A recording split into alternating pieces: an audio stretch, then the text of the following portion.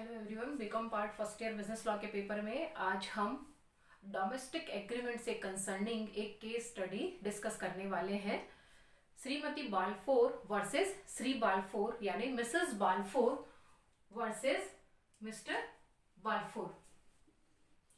पिछली क्लास में हमने all contracts are agreements but all agreements are not contract के बारे में बात की थी, जिसमें इस सेंटेंस के जो सेकंड पार्ट है उसमें मैंने आपको बताया था कि कुछ एग्रीमेंट्स ऐसे होते हैं जिनका इंटेंशन लीगल रिलेशनशिप क्रिएट करना नहीं होता है।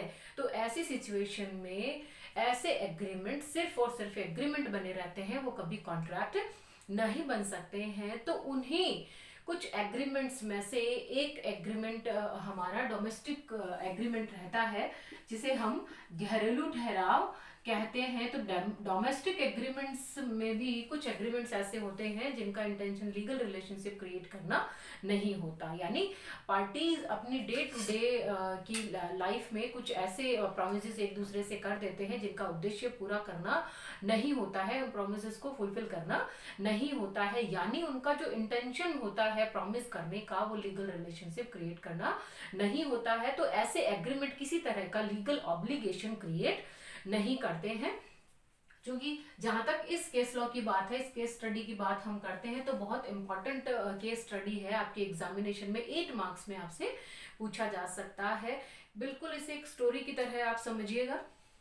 Shrimati Balfour versus Shri Balfour, ये हमारे केस स्टडी में दो पार्टी हैं, मिसेस बालफोर और मिस्टर बालफोर। मिसेस बालफोर वो हैं जिन्होंने केस फाइल किया है, यानी वो पिटिशनर हैं, और मिस्टर बालफोर रेस्पोंडेंट हैं, क्योंकि इनके खिलाफ केस फाइल किया गया है। केस में क्या था, मिस्टर बालफोर इंग्लैंड के रहने वाले थे, इंग्लैंड के निवासी, मतलब मूल निवासी कहाँ के रहे, वो इंग्लैंड के रहने वाले थे और श्रीलंका में नौकरी करते थे।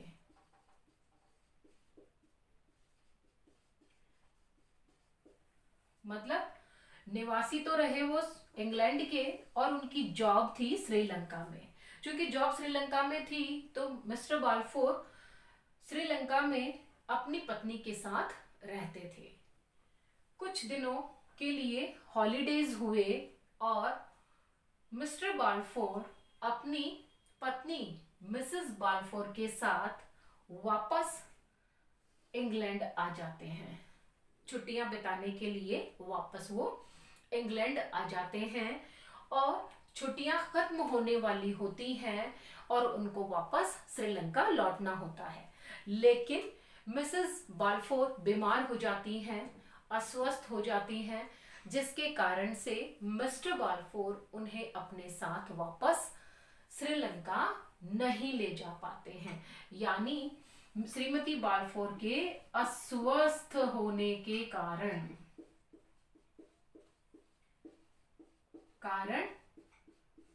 उन्हें अकेले ही जाना पड़ता है, अकेले ही श्रीलंका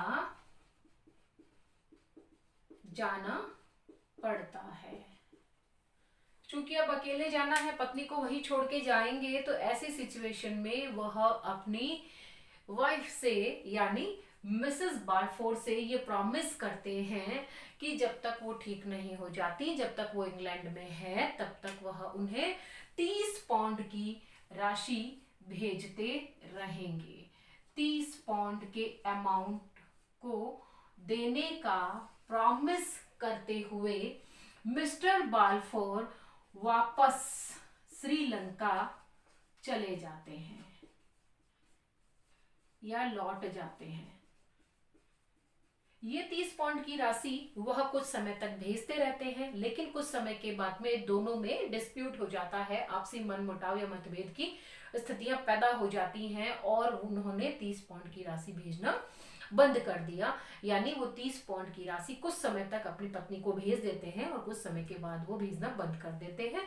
तो ऐसी सिचुएशन में श्रीमती बालफोर श्री बालफोर पर केस फाइल कर देती हैं कि ऐसे ऐसे ये हम मेरे हस्बैंड इंग्लैंड में जॉब कर श्रीलंका में नौकरी करते थे। इंग्लैंड में हम छुट्टियां मनाने आए, वहां पर मैं अस्वस्थ हो गई, मुझे वापस नहीं ले जा पाए और मुझे 30 पाउंड की राशि हर मंथ भेजने का उन्होंने मुझसे प्रॉमिस किया, लेकिन कुछ समय तक भेजा और अब भेजना बंद कर दिया है, तो मुझे ये राशि दिलवाई जाए।